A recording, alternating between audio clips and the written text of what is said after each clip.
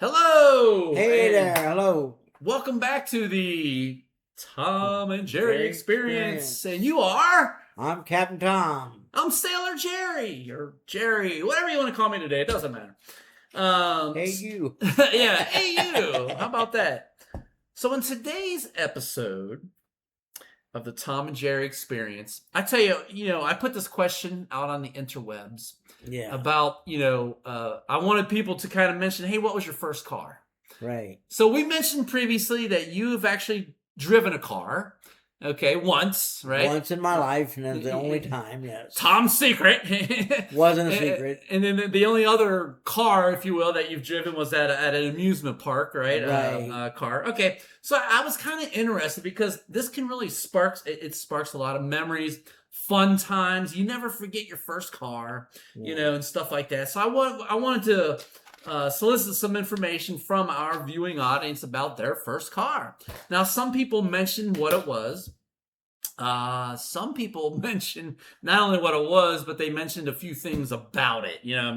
On some of them that contributed, if you will. Yeah. So I know, Captain Tom, you have a list there. You have some people who have contributed previously. You have some that have not. Our first time. Who are first-time contributors. Sure.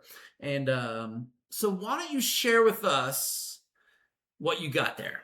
Okay, well, the first one I've got on the list is Shannon. Hello, Shannon. We've heard her name numerous times. Previous contributor to the show. Her car, and I wish we had a picture of this, Yeah. was a Beretta GT 6-speed. Man, I remember them old Berettas. I wonder what year that was. She didn't mention the year. She didn't mention a year, yeah. But those things had some good speed. They were just pretty looking cars, them old Berettas. Yeah, right. I like that. Lord knows when they came out and when they ended, I don't know. Yeah, I'm not sure, but yeah, they were nice looking cars. All right, so who else you got there? This is not me. It is a first time contributor named Tom. Well, no, actually, that Tom he's a grade school friend of mine. Yeah, that particular Tom. But yeah, he's a first time contributor though. First time. I'm not That's sure. what you got, Mark. Oh no, he's not. No, he's not. I don't think right. he is. Yeah. No, he's not. I'm sorry, I was wrong. That's okay. Anyway, his first car. Okay. Was the 1981 Datsun wagon. Wow.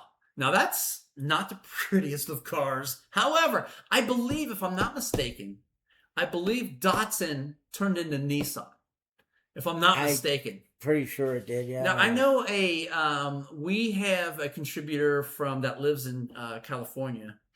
And I remember they had a pickup truck that was a little Datsun. Because I remember driving it for like a day. Once they let me borrow it or something like that one day. But it was a tiny... Out there in California. San Diego, yeah. It was a little... So Datsun, yeah, that's going back. But I believe, if somebody out there can correct me, but I believe Datsun eventually turned into Nissan. All right, what do you got next there? Next is Rob, who's contributed before. Okay. His first car was the 1985 Chevy Cavalier. Man, I feel like, so my stepdad worked for a company during this time frame, and they had a company car. Yeah. And if I'm not mistaken, it was either an 85 or an 86 Cavalier. Wow. And so I remember, I tell you, I feel like Cavaliers were like mass produced. Yeah. Over the years. There's certain cars that companies will mass produce. So you can get them fairly more inexpensive because they mass produce them. Right. But I remember, man, like you saw Cavaliers everywhere. So that was a good one. I like that one. All right, what you got next there? The next ones I got are all first-time contributors. First-time contributors. Thank you very much. Thank you, yes. I have a Raphael. Okay. Said the Mazda B2000 Lowrider. You know what? I almost want to get a picture of this one just so we can see what that thing looks like, I want to get a picture of all of them, really. Yeah, maybe we'll do that, maybe we'll get pictures of them and put them up on our page so that people can see what they look like. Because some of these I've got on my list aren't in existence anymore. Oh, shoot. Yeah, B200? Like the next two I'm going to tell you. Okay, real quick, Raphael. I've told everybody that I retired from the Navy, Yeah. and I believe you were at my retirement ceremony. Yes, sir, I was. So the MC of my retirement ceremony was Raphael. So, Oh, yeah, that's if you cool. recall that, yeah. All right, so moving on, who do you have here? All right. This is a first time contributor named Jody. Okay. And oh no, first time contributor named Chris. Chris. Okay. Sorry, Jody's the next one. Okay. And I feel for both of you all because you're both talking about what was called AMC, which is American Motor Corporation. Yes. Chris said the 1978 Pinto. Which, although the Pinto, I believe, was a Ford.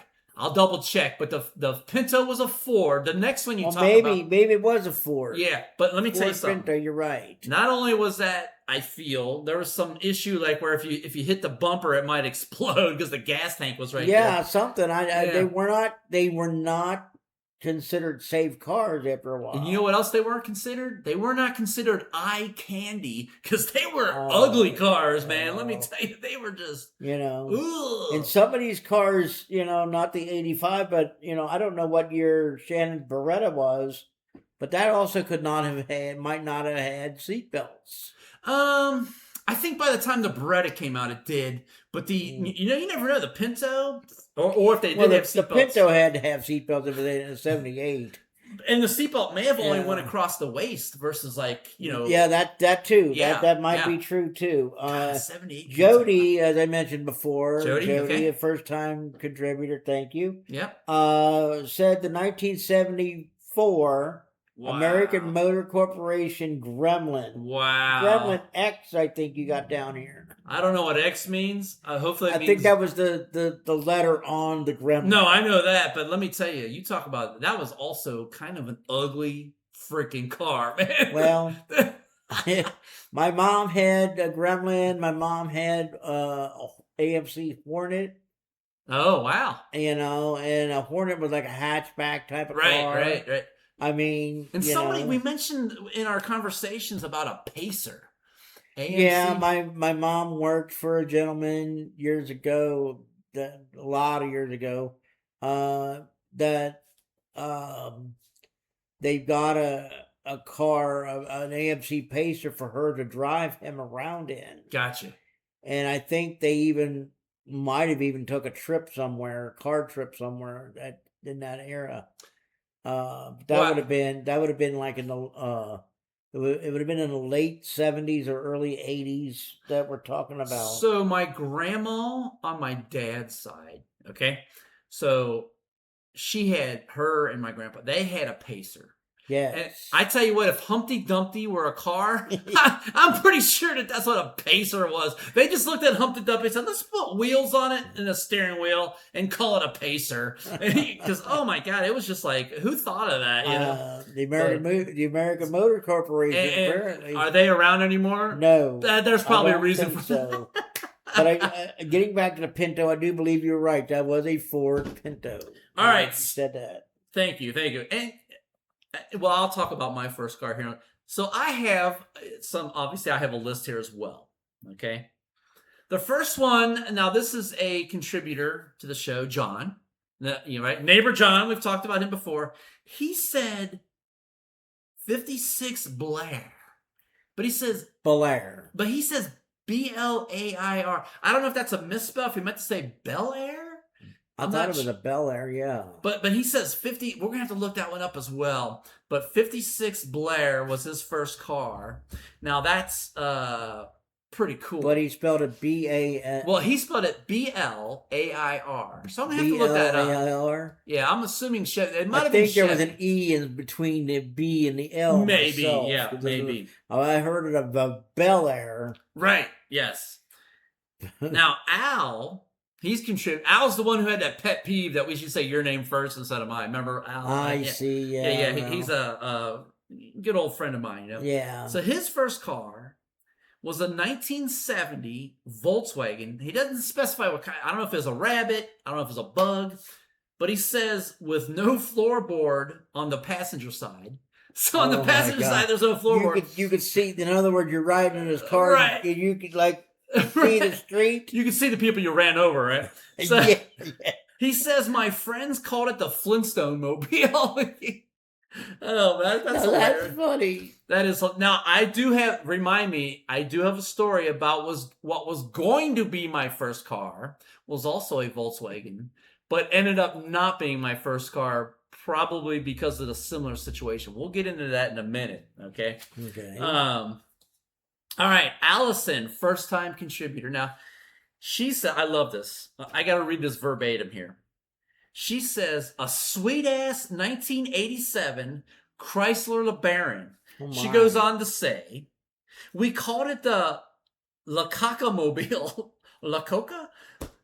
She says the back seat was duct taped together because my mom dropped a little cigarette on the floor, which smoldered for about 3 hours before we even noticed.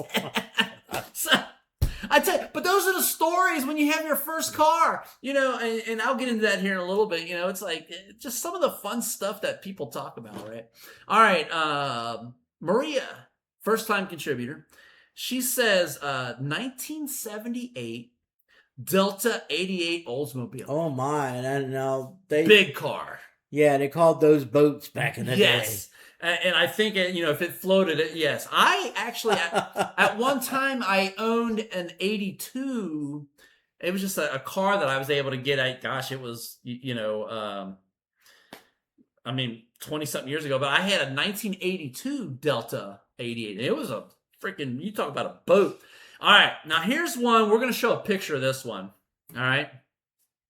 So there's a guy, calls himself Bubba. All right.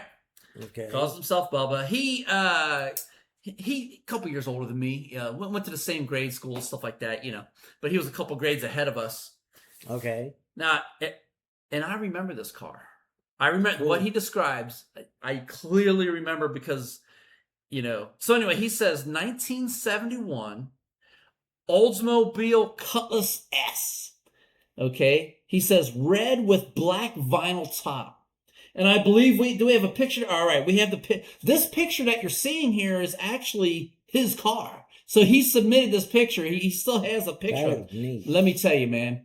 I feel like this car terrorized our neighborhood, man, because it was loud. You could hear it coming. You know, hey, that must be Bubba coming down the road. You know, and you know, back then in his age at the time, he was a teen. I'm sure he wasn't going the speed limit. When you got a Cutlass and it looks like this. You know, I don't know. I don't know if he got speeding tickets, but that it was a nice looking car, man. Bubba, thank you for contributing that. That was great. We definitely appreciate it. All right, moving on. We got some, man, people they really enjoyed talking about this, you know. But we only got a few more that I'm going to talk, because I mentioned the Volkswagen thing, right? So we have Ann, first time contributor. She says 1983 Chrysler Cordoba. Didn't you mention that before? Or maybe we were talking about not a Chrysler. Not me, but okay, so somebody else. I know the commercial for it. Oh, what do you mean? There was a commercial just for that car you mentioned, the Cordoba? Okay, yeah, was I can remember vividly the commercial for it because the voiceover in the commercial was the guy that played on Fantasy Island. Oh, okay. The Ricardo Montalban. Okay, yeah. And he would go the rich Corinthian leather and stuff like that. Oh, really? In the commercial. Oh, nice. All right, Richard, first time contributor. Richard says, 65 Impala, and it says is it 9 passenger? Well, that's back when wagon. Oh, it was a wagon. Sorry, it was a 9-passenger wagon. Wow. So we all know what an Impala looks like. Well, not all of us, but not an Impala wagon. I don't, but I know an Impala. I've never heard another picture. We're going to have to get some of these pictures and post them on the site. Like, hey, we talked about this. Here's some pictures. Yeah, like the Beretta. That one I'd love to see. Now Richard says, and now this is interesting. I'm going to talk about this here. He says took my driver test, passed the first time. He must have used that 65 Impala, can you imagine parallel parking in a 9-passenger wagon? Good Lord. All right. First time contributor, Adric. Adric says 1983. Oh, AMC Concorde wagon. Wow. I don't know about a Concorde. I couldn't tell you about that. But it was one. AMC. It Yeah, was AMC Concorde. yeah. All right. And then, hey, a contributor with my same name, but he's a senior. I wonder if his birth certificate says senior on it. No, I'm just kidding. No, probably not. No, but anyway, He wasn't a senior when he was born, dude. Maybe it was foreseeing the future. He says, this is my dad, obviously. He says 1953 Plymouth, and he says it was like driving a tank.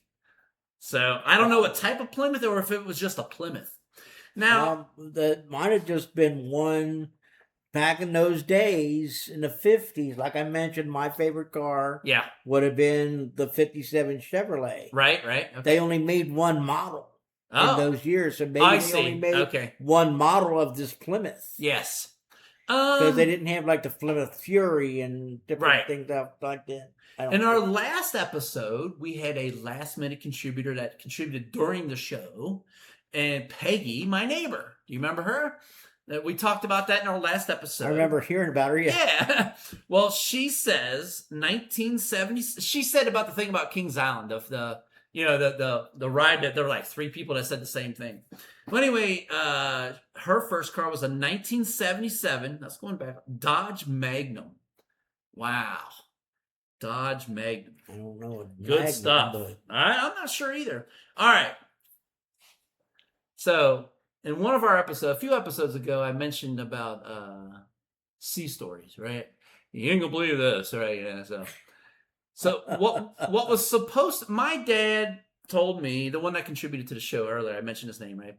He told me when I was a kid, he says, hey, I can get you a car up to a certain amount of money, et cetera, okay? And the rules were I had to pay for the insurance. I had to pay for my own driver's ed, stuff like that. Let me back up a little bit. So him, and I mentioned a guy named Richard contributed. Richard's the one that had the big Impala wagon, okay? My dad told me when he was a teenager that his own brother, was able to just kind of teach him how to drive. And his brother was able to sign for him to get his license, his temporary license. It wasn't a parent. It was just I guess at the time his brother was probably 18 and he was maybe 16 or something. Whatever. He was but he didn't have to go to any kind of driving school or anything. He just had to get his temps and then he was able to sign up and go take his driving test.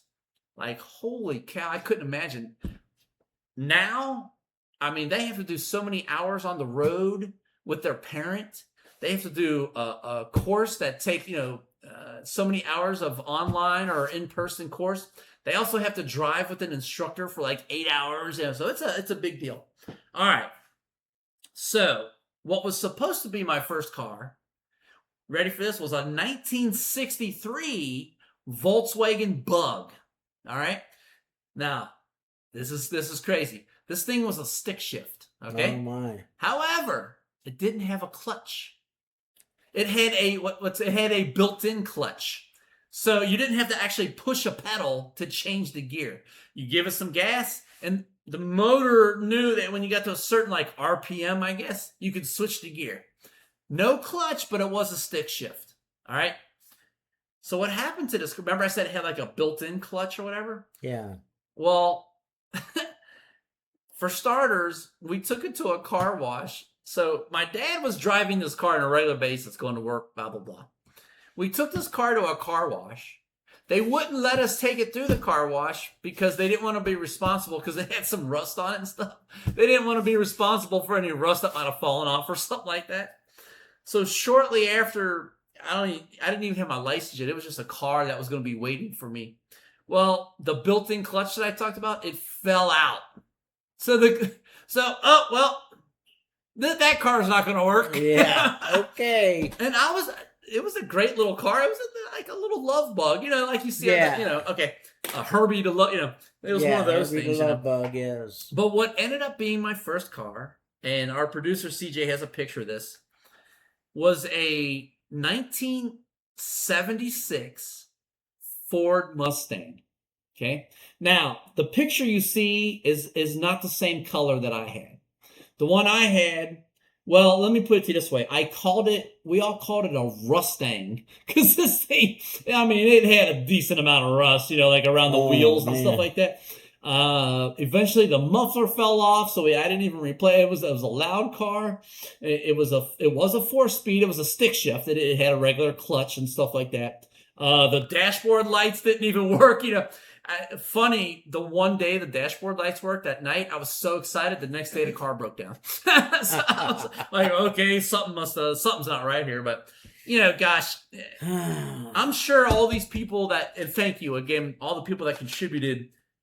You get so many memories of your first car, and it was so funny when I first got that car. I never forget it. Like, not even a week later, I went to my first prom, and my skill in driving must not have been the best.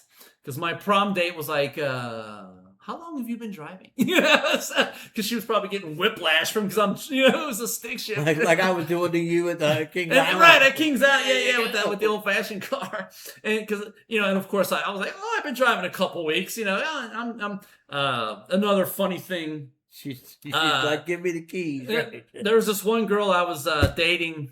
We worked together at McDonald's, whatever. I go to her house to pick her up in the same car, the Rustang.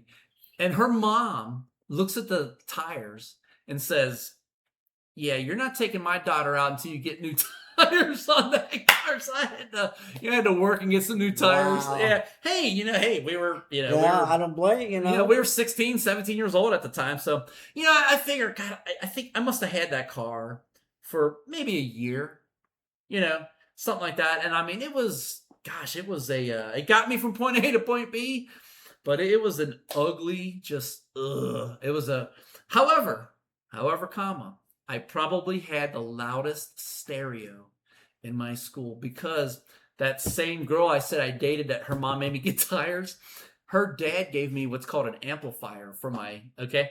So I had an amplifier.